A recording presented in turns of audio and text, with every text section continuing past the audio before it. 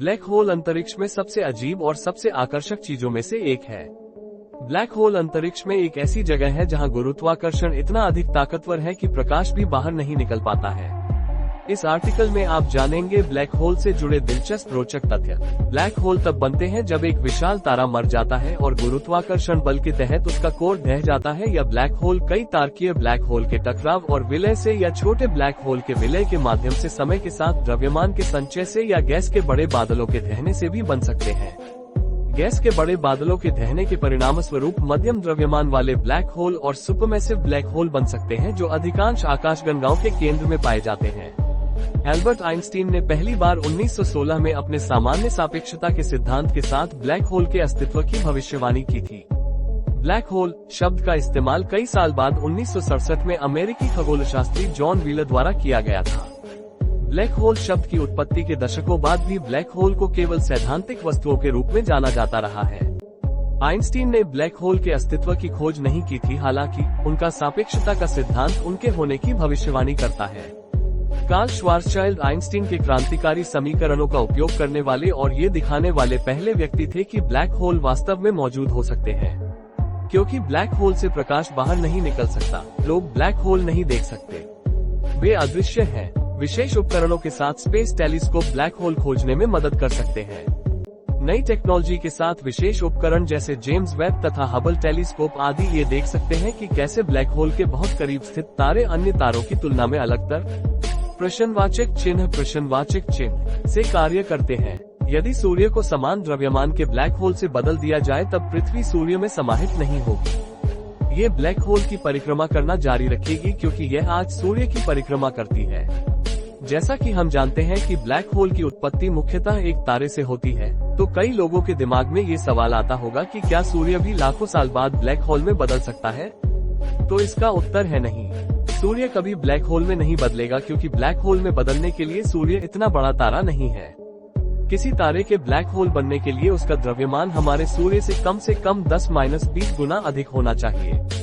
इसलिए सूर्य एक black hole नहीं बनेगा क्योंकि उसके पास इवेंट होराइजन बनाने के लिए पर्याप्त द्रव्यमान नहीं है। ब्लैक होल को हिंदी में कृष्ण विवर के नाम से भी जाना जाता है। पृथ्वी के निकटतम ब्लैक होल को द यूनिकॉर्न कहा जाता है और ये लगभग 1500 प्रकाश वर्ष दूर स्थित है। उपनाम का दोहरा अर्थ है। न केवल ब्लैक होल का उम्मीदवार मोनोसेरोस द यूनिकॉर्न में रहता है, इसका अविश्वसनीय रूप से कम द्रव्यमान सूर्य के लगभग 3 गुना इसे लगभग एक तरह का बनाता है। हालांकि ब्लैक होल का पता लगाना एक मुश्किल काम है, लेकिन नासा का अनुमान है कि मिल्की वे में 10 मिलियन से 1 बिलियन ब्लैक होल हो सकते हैं। यदि ब्लैक होल ब्लैक है, तो वैज्ञानिक कैसे जानते हैं कि वे वहां हैं? एक ब्लैक होल को नहीं देखा जा सकता क्योंकि मजबूत गुरुत्वाकर्षण ब्लैक होल के बीच में सभी प्रकाश को खींच लेता है। लेकिन वैज्ञानिक देख सकते हैं कि कैसे मजबूत गुरुत्वाकर्षण ब्लैक होल के आसपास के तारों और गैस को प्रभावित करता है। वैज्ञानिक ये पता लगाने के लिए सितारों का अध्ययन कर सकते हैं कि क्या वे ब्लैक होल के चारों ओर उड़ रहे हैं या परिक्रमा कर रहे हैं। जब एक ब्लैक होल और एक तारा सपास होते हैं तो उच्च ऊर्जा प्रकाश बनता है। इस तरह की रोशनी इंसानी आंखों से नहीं देखी जा सकती। उच्च ऊर्जा प्रकाश को देखने के लिए वैज्ञानिक अंतरिक्ष में उपग्रहों और दूरबीनों का उपयोग करते हैं। मिल्की वे के केंद्र में एक ज्ञात सुपरमैसिव ब्लैक होल है जिसका नाम सैजिटेरियस ए रखा गया है। नासा के एक बयान के अनुसार विशाल संरचना सूर्य के द्रव्यमान का लगभग 4 मिलियन गुना है और पृथ्वी से लगभग 26,000 प्रकाश वर्ष दूर है। ब्लैक होल की पहली तस्वीर 2019 में इवेंट होराइजन टेलीस्कोप (EHT) द्वारा ली गई थी। पृथ्वी से 55 मिलियन प्रकाश वर्ष दूर M87 आकाशगंगा के केंद्र में ब्लैक होल की आकर्षक तस्वीर ने दुनिया भर के वैज्ञानिकों को रोमांचित कर दिया। सैद्धांतिक रूप से ब्लैक होल बड़े या छोटे हो सकते हैं। वैज्ञानिकों का मानना है कि सबसे छोटा ब्लैक होल एक परमाणु जितना छोटा हो सकता है। एक परमाणु जितना ब्लैक होल भले ही आकार में बहुत छोटे हों, लेकिन ये द्रव्यमान में एक बड़े पर्वत के बराबर होंगे।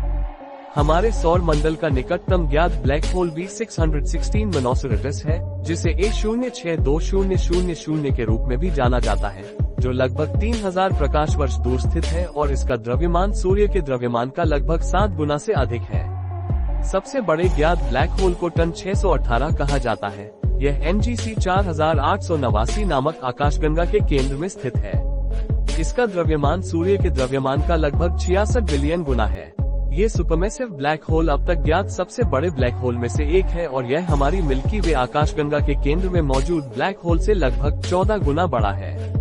ब्लैक होल कितने प्रकार के होते हैं? तारकीय ब्लैक होल तब बनते हैं जब एक विशाल तारा मर जाता है और उसका कोर ढह जाता है। इनका द्रव्यमान सूर्य के द्रव्यमान से लगभग 10 गुना होता है। मध्यवर्ती इंटरमीडिएट ब्लैक होल, जिन्हें इंटरमीडिएट मास ब्लैक होल प्रश्नवाचक चिन्ह कहा जाता है, का द्रव्यमान सूर्य के 100 से 100,000 गुना के बीच होता है। वे कई तारकीय ब्लैक होल के टकराव और विलय से बनते हैं। सुपरमैसिव ब्लैक होल हमारी अपनी मिल्की वे सहित अधिकांश आकाशगंगाओं के केंद्र में पाए जाते हैं। इनका द्रव्यमान सूर्य के द्रव्यमान का लाखों अरबों गुना तक होता है। ऐसा माना जाता है कि वे छोटे ब्लैक होल के विलय या गैस के बड़े बादलों के पतन के माध्यम से समय के साथ द्रव्यमान के संचय से बनते हैं। ब्लैक होल का आकार मूल तारे के द्रव्यमान पर निर्भर करता है।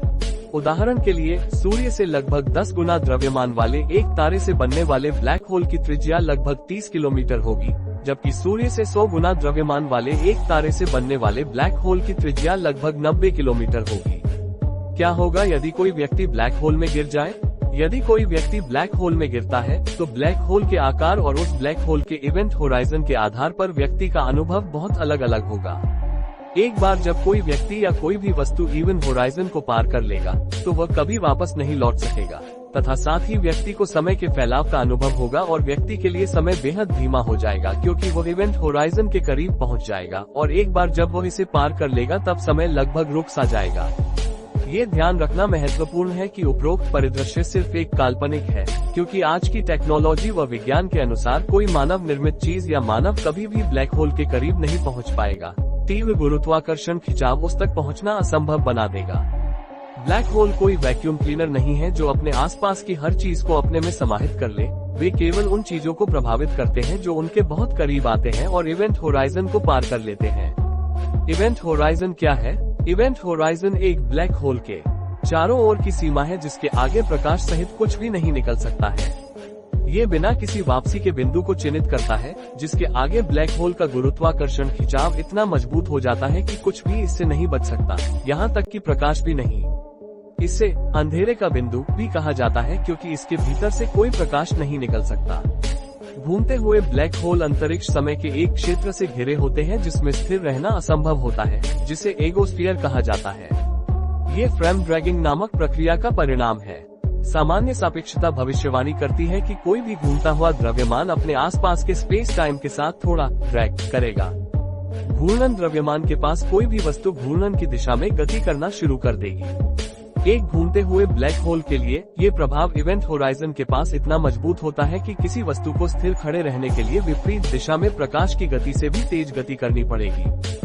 उम्मीद है आपको ब्लैक होल के रोचक तथ्य के बारे में यह वीडियो पसंद आई होगी। अगर हाँ, तो इसे सोशल मीडिया पर अपने दोस्तों के साथ शेयर जरूर करें और ऐसे ही अमेजिंग वीडियो के लिए चैनल को सब्सक्राइब करें।